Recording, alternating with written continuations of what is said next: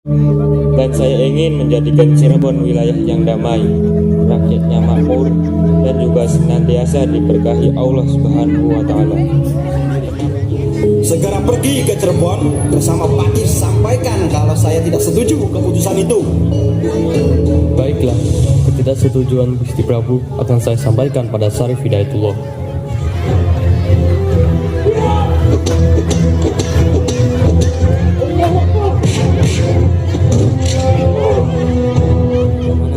Tapi Ki Jagabaya tak kunjung kami temukan. Tapi ini sudah berminggu-minggu, dia belum kunjung kembali. Rawat, melarat beli kegulat. Ingsun titip tajuk lan fakir miskin.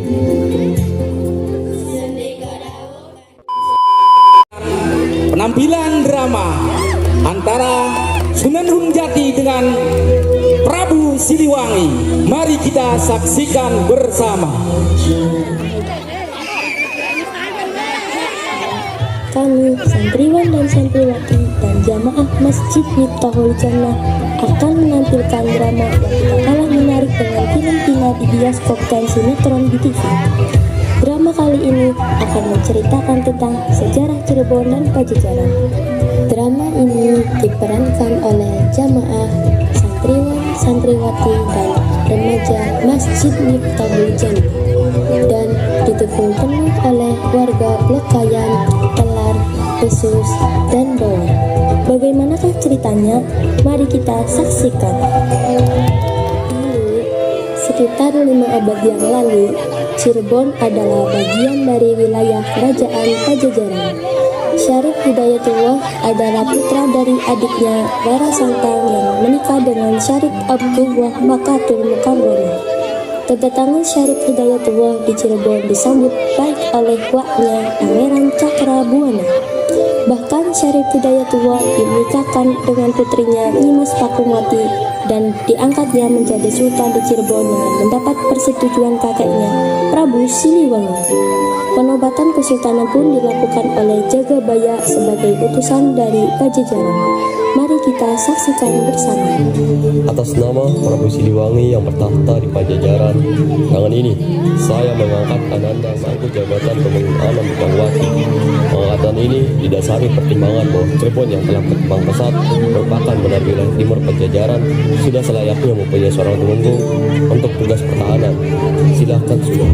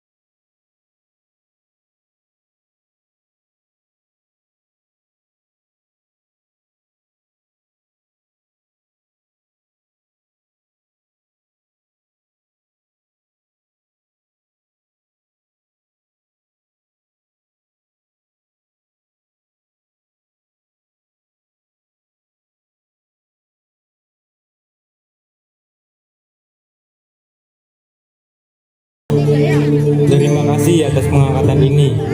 Saya akan melaksanakan tugas saya sebaik-baiknya. Walaupun Cirebon termasuk wilayah Pajajaran, namun saya akan melaksanakan pemerintahan saya menurut hukum Islam.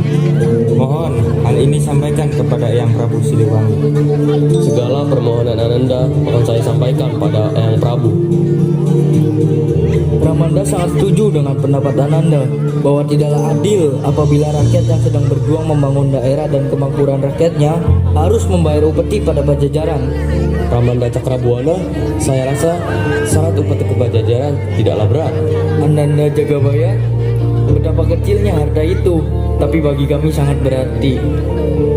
Saya bisa memahami itu, tapi Dengan adanya upeti tersebut menunjukkan bahwa antara Cirebon dan Pajajaran benar-benar ada keterikatan wilayah. Tanpa upeti sekalipun, kami tetap ada keterikatan. Bukan saja keterikatan wilayah, tapi juga keterikatan batin, keterikatan darah. Apa Kakang lupa bahwa saya putra Prabu Siliwangi? Kami tidak akan pernah lupa, dan Prabu Siliwangi juga tidak pernah mengingkari. Tapi peraturan kerajaan yang mengharuskan demikian. Maaf Rama, apakah boleh saya mengajukan pendapat? Silakan.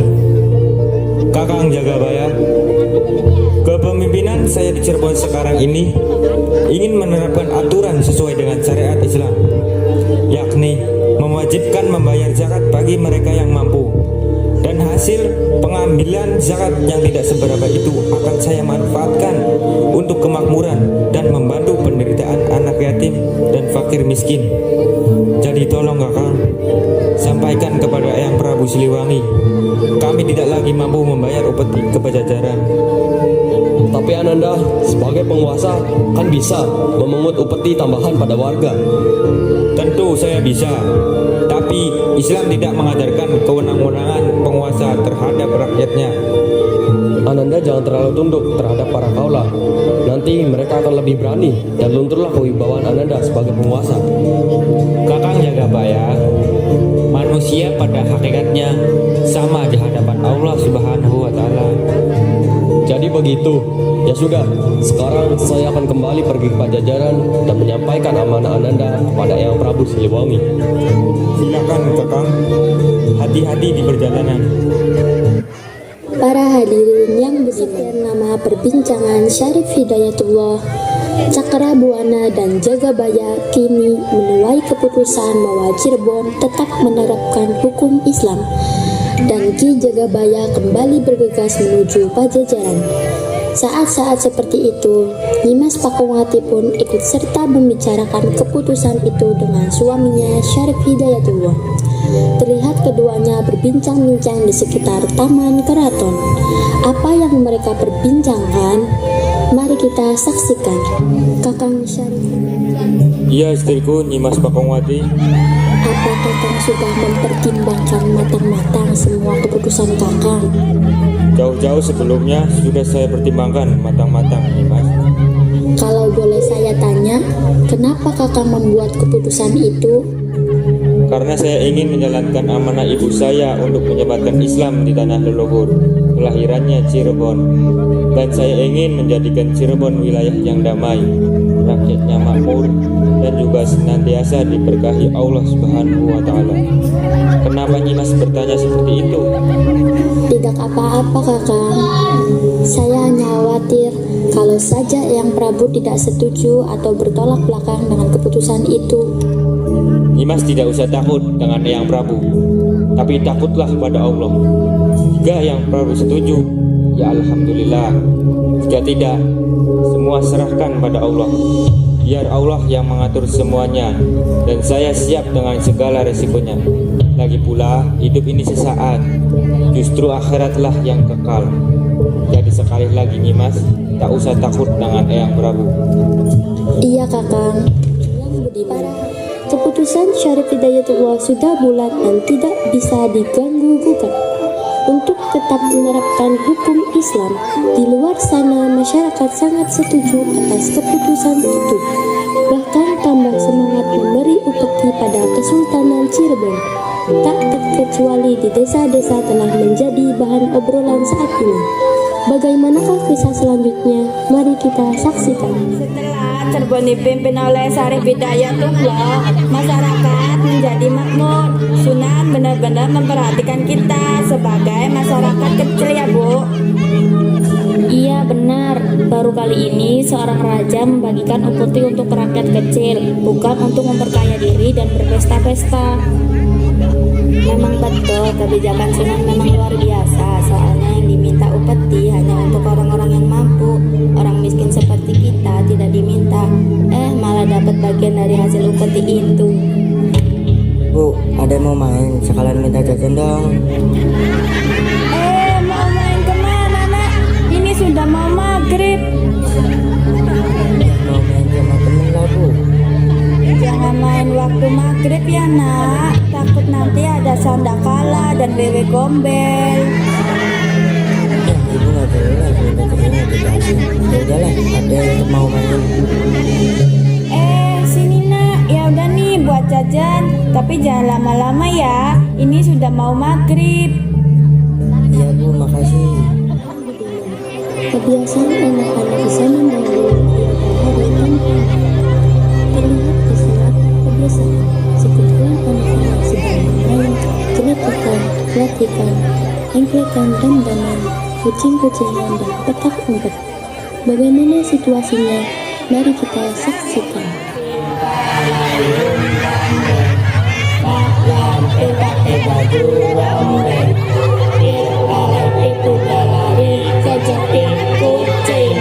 Ya, kita sama. Yuk, kita lima lagi. Hayo.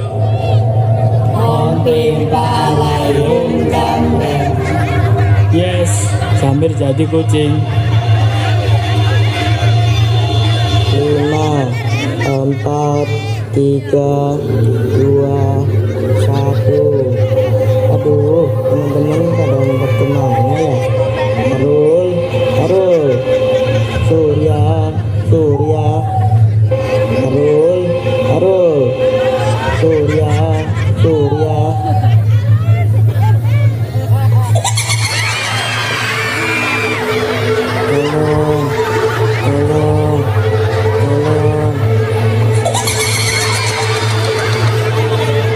Tolong.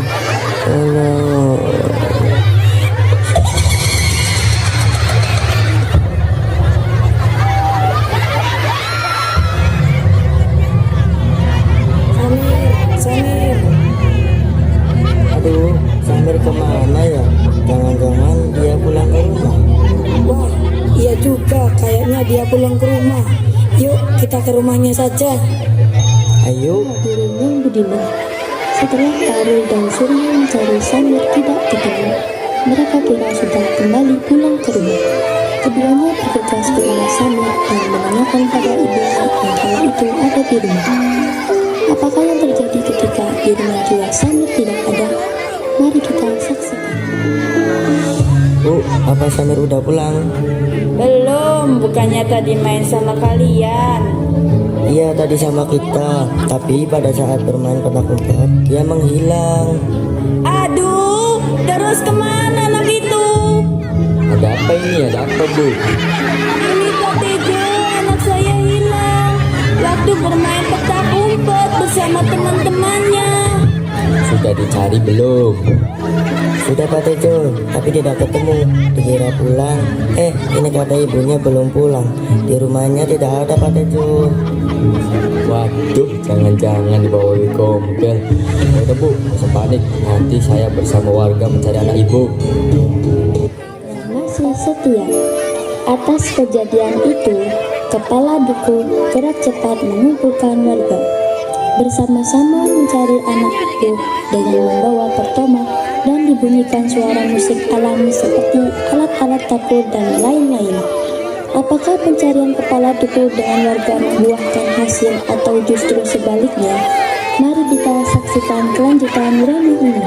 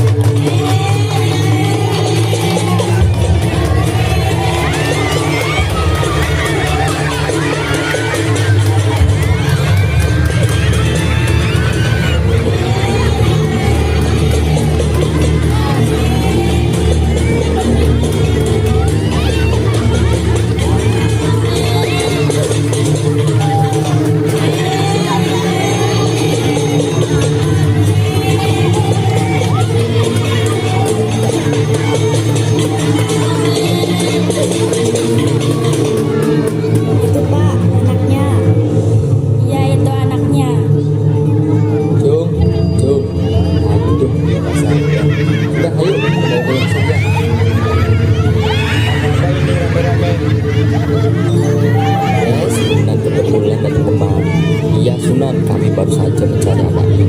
Baru saja ketemu di bawah pohon gayam. Tapi anak ini lemes tak sadarkan diri. Sepertinya dia pingsan.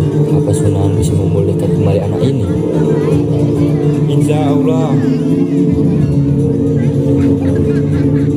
Bismillahirrahmanirrahim. Allahu la ilaha illa huwal hayyul qayyum. La ta'khudhuhu sinatun wa la nawm. Lahu ma fis samawati wa ma fil ardi. Alladhi yashfa'u indahu illa bi'idhnihi. Ya'lamu ma baina aydihim wa ma khalfahum. Wa la yuhituna min shay'in min ilmihi illa bima sha'a. Wasi'a kursiyyuhu as-samawati wal ardi. Wa la yaquduhu hifdhuhuma wa huwal 'aliyyul 'azim.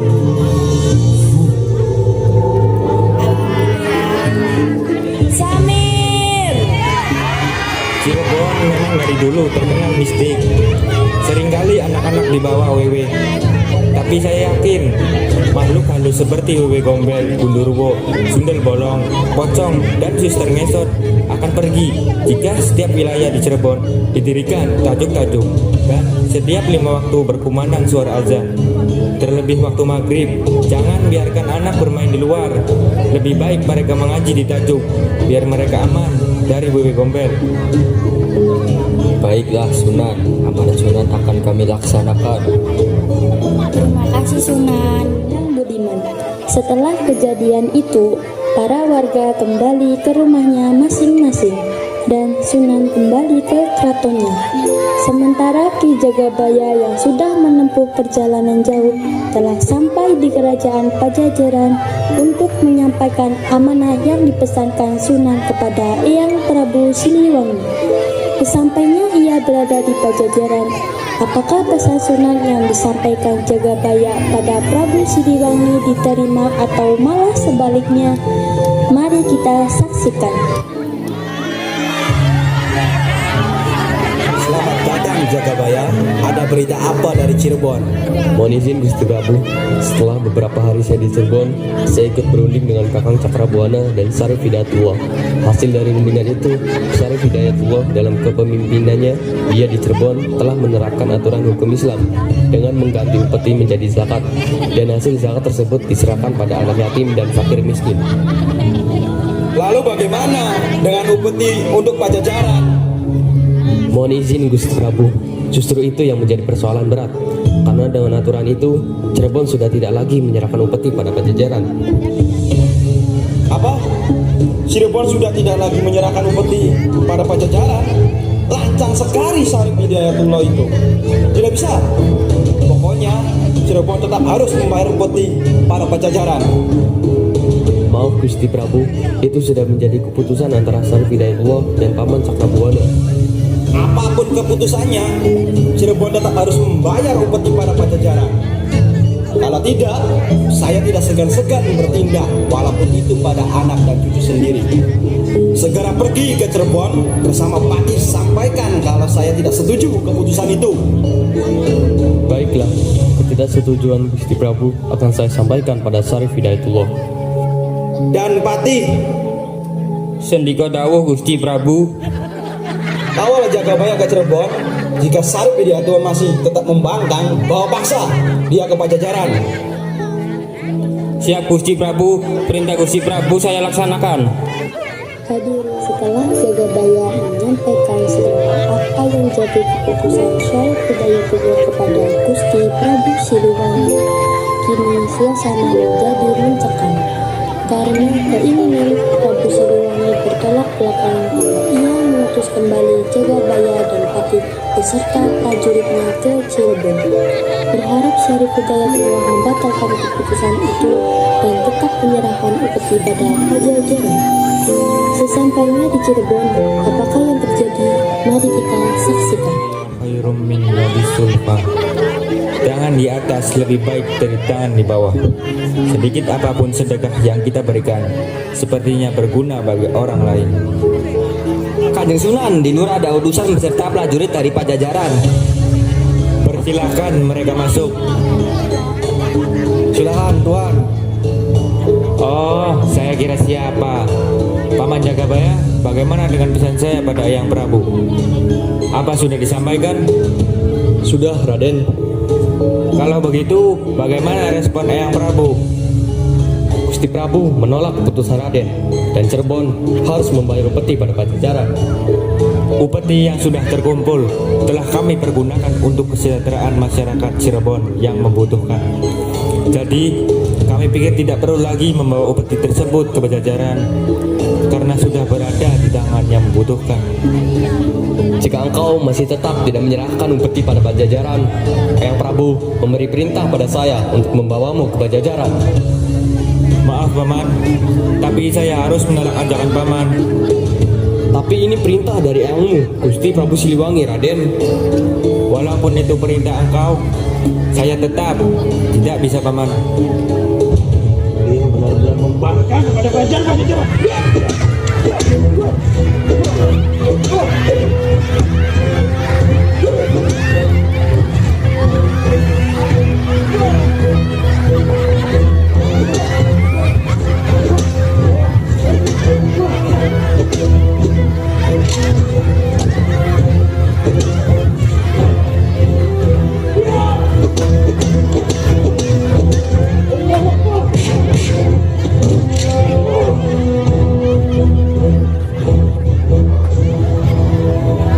Saudaraku,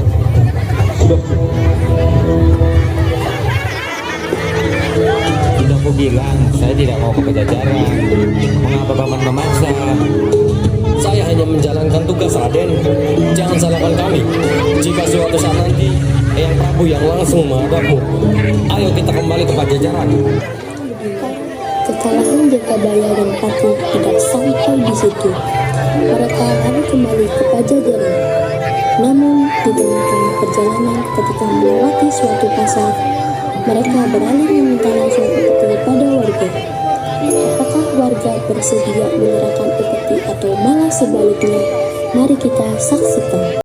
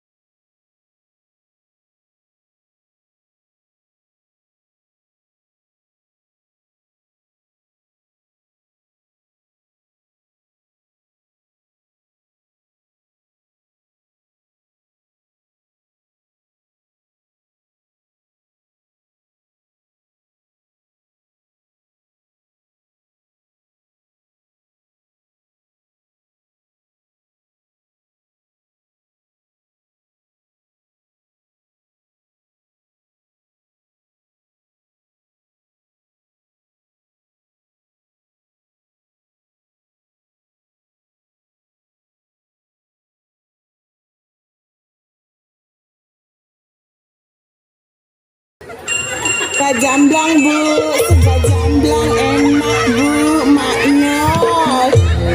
Si ake lauke enak-enak, kage dituku murah bu, ibu sega jamblang. Ini bu, ayo dipilih anu rasa balado, anu rasa asin, pedas manis. Ayo bu, siapa kang beli bu? Ayo. Repon dijamin murah 500-an. Ayo dipilih. Ibu-ibu, mbak-mbak, tunggu atrasi 500 pae aja larang-larang. Terasi ibu dijamin enak 500 perak.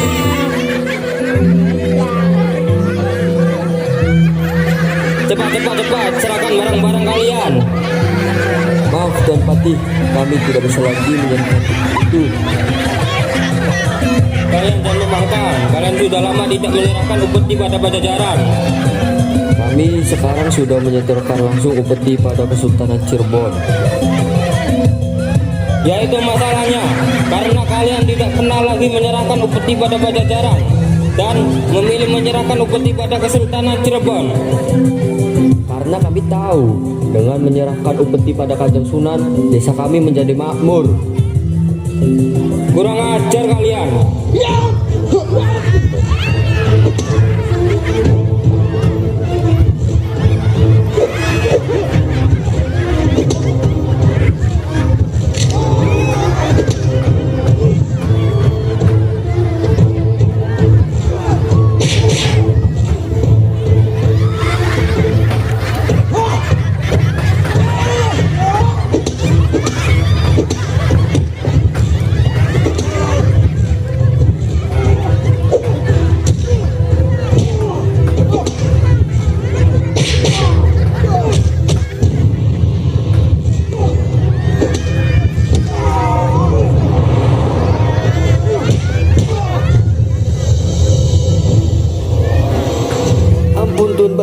Ampun. Kami peringatkan agar warga tidak membangkang lagi untuk memberi upeti pada Pajajaran.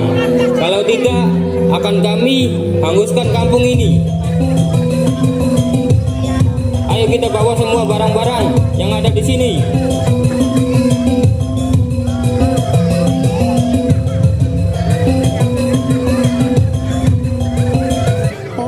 Setelah mereka menyerang warga dan membawa barang dagangannya, mereka melanjutkan kembali perjalanan menuju Pajajaran untuk menghadap Prabu Siliwangi dan akan menceritakan tentang kejadian di Cirebon yang sudah tidak bisa diganggu gugat lagi. Lalu, bagaimanakah Gusti Prabu Siliwangi selanjutnya? Mari kita saksikan. Mohon ampun, kami kalah dalam pertempuran melawan Sarif Hidayatullah. Jagabaya, Pati, bagaimana mungkin kalian bisa kalah oleh cucuku, Sarif Hidayatullah? Mohon ampun Gusti Prabu. Sebenarnya tidaklah mudah untuk melawan Sarif Hidayatullah, meski ditambah prajurit sebanyak apapun. Karena beliau itu benar-benar sakti, Gusti Prabu. Makanya kami kalah. Kalau boleh saya berpendapat, bagaimana kalau Gusti Prabu berunding saja? Berunding? Apa yang dirundingkan? Bahaya Gusti Prabu, bahaya bila ini dibiarkan begitu saja. Bisa jadi bibit penyakit. Bisa-bisa seluruh warga membangkang pada Gusti Prabu. Sebaiknya kita serang saja Sarif Hidayatullah, itu akan menyerahkan diri. Bagus sekali idemu, Pati. Segera siapkan prajurit dan serang Sarif Hidayatullah. Tangkap dan bawa ke Pajajaran. Mohon ampun Gusti Prabu. Apa tidak ada cara lagi selain perang? Karena kalau nanti menang, Gusti Prabu akan kehilangan kehormatan. Dan jika kalah, ini sangat memalukan bagi Gusti Prabu. Sebab yang Gusti Prabu serang adalah anak dan cucu Gusti Prabu sendiri. Jagabaya, ini perintahku. Kalau tidak perang, bagaimana cara kamu bisa menangkap cucuku? Mengerti? Baiklah Gusti Prabu. Perintah Gusti Prabu akan saya laksanakan. Para hadirin, setelah perdebatan sengit antara Prabu Siliwangi, Jagabaya dan Pati, kini Gusti Prabu tetap bersikeras mengutus kembali Jagabaya dan Pati ke Cirebon, berharap Syarif Hidayatullah tunduk dan menyerahkan diri ke Pajajaran dengan cara apapun. Berangkatlah kembali Jagabaya dan Pati ke Cirebon untuk menghadap Syarif Hidayatullah. Apakah yang terjadi ketika mereka bertemu kembali? Mari kita saksikan. Terima kasih Sunan. Sama-sama. Terima kasih Sunan. Sama-sama. Ternyata Raden baik sekali dan sangat peduli pada rakyatnya. Ayo Ki Jagabaya, kita serang Sarif Hidayatullah. Bagaimana mungkin saya menyerang orang yang jelas-jelas sedang melakukan kebaikan? Tapi ini perintah Gusti Prabu Siliwangi, Ki Jagabaya. Sekalipun ini perintah dari Gusti Prabu, tapi setidaknya kita lihat situasinya bagaimana.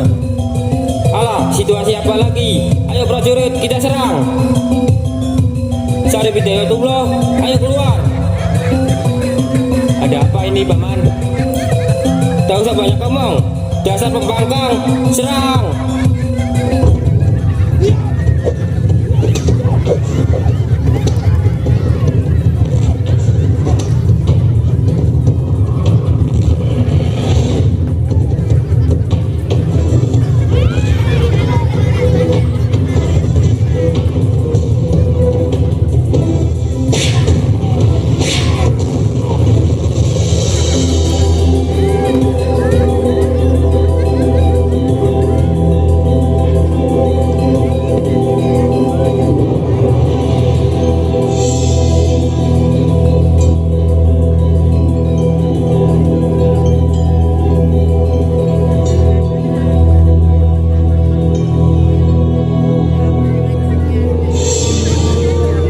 Mengapa paman melakukan semua itu? Karena saya ingin memihak kepadamu, Kanjeng Sunan. Apa kakang tidak takut dengan kemarahan Eyang Prabu Siliwangi? Saya, Jagabaya, tidak takut mati untuk membela hal-hal yang benar. Terima kasih paman. Dan saya mohon, ajari saya tentang Islam, Kanjeng Sunan. Sepertinya banyak makna yang harus saya pelajari tentang ajaran agama Islam. Terus bagaimana dengan patih dan prajurit yang ikut bersama paman? Saya tidak akan memaksa kalian. Apa kalian ikut dengan saya berpihak kepada Kanjeng Sunan, atau kalian kembali ke Pajajaran ikut bersama Prabu Siliwangi? Ampun Ki Jagabaya, saya ikut Sunan. Saya juga ikut Sunan. Saya juga ikut Sunan. Bagaimana dengan Paman Patih? Baiklah, saya juga ikut Sunan. Kalau begitu, apa paman beserta semua prajurit bersedia masuk Islam dan bersedia mengucapkan syahadat? Baik, kami bersedia, Kanjeng Sunan. Ikuti ucapan saya. Ashhadu an la ilaha illallah wa ashhadu anna Muhammadar Rasulullah. Asyhadu an la ilaha illallah wa asyhadu anna Muhammadar Rasulullah. Alhamdulillah, saudara-saudaraku sekalian, dengan ini saya sampaikan bahwa Ki Jagabaya dan Patih beserta prajurit dari Pajajaran telah resmi menjadi saudara kita dan akan bersama-sama memajukan Kesultanan Cirebon. Para lihat Ki Jagabaya dan Patih beserta prajurit Pajajaran ingin menyerang Cirebon, kini berubah menjadi haluan. Mereka berbalik memihak pada Kanjeng Sunan, bahkan bersedia masuk Islam tanpa sedikit pun takut akan ancaman Prabu Siliwangi, dan mereka tidak ingin kembali di Pajajaran. Lalu, bagaimanakah situasi Prabu Siliwangi ketika Jagabaya dan pengikutnya tidak kembali? Mari kita saksikan. Apa Jagabaya dan Patih sudah kembali? Mohon ampun Gusti Prabu, kami tidak melihat Ki Jagabaya kembali. Bahkan kami sudah mencarinya kemana-mana, tapi Ki Jagabaya tak kunjung kami temukan. Tapi ini sudah berminggu-minggu, dia belum kunjung kembali. Jagabaya tidak mungkin kalah oleh Syarif Hidayatullah. Surawisesa, anakku. Iya Ayahanda. Sebenarnya Ayahanda ingin pergi ke Cirebon, namun saat ini Ayahanda harus pergi ke Gunung Salak untuk melakukan ritual suci, anakku. Lalu bagaimana dengan Pajajaran Ayahanda? Sementara waktu, Pajajaran kuserahkan padamu sebagai putra mahkota. Terimalah ini. Suatu saat nanti, jika saya kembali, kita akan pergi ke Cirebon. Baiklah Ayahanda. Om Swastiastu. Om Swastiastu.